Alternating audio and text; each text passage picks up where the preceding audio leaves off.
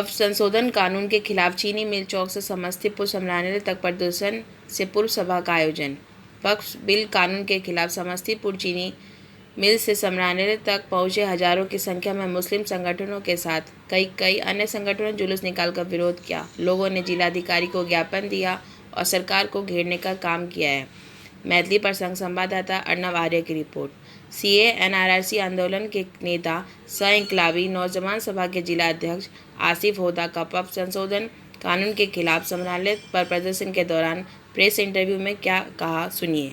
वक्फ संशोधन काला कानून 2025 के खिलाफ पूरे समस्तीपुर जिला के अमन पसंद लोग जुटे और उन्होंने नारा दिया कि ये काला कानून है, ये मुसलमान के धरोहर को बर्बाद करने वाला, लूटने वाला कानून है, इसलिए इस कानून को रद्द करना चाहिए।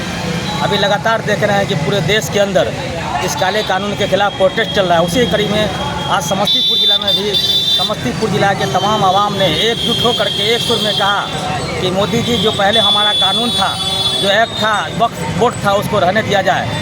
ये जो काला कानून लेके आए हैं और हम सब लोग समझ रहे हैं कि ये कानून सिर्फ आप अपने अडानी अंबानी की संपत्ति को, वक्फ कानून के संपत्ति को लूट करके और अडानी अंबानी के हवाले करना चाहते हैं। इस साजिश के खिलाफ पूरे देश के लोग, हिंदू मुस्लिम एकता, सब लोग मिलकर के लड़के और इस काला कानून को जब तक रद्द नहीं कीजिएगा, आंदोलन जारी रहेगा।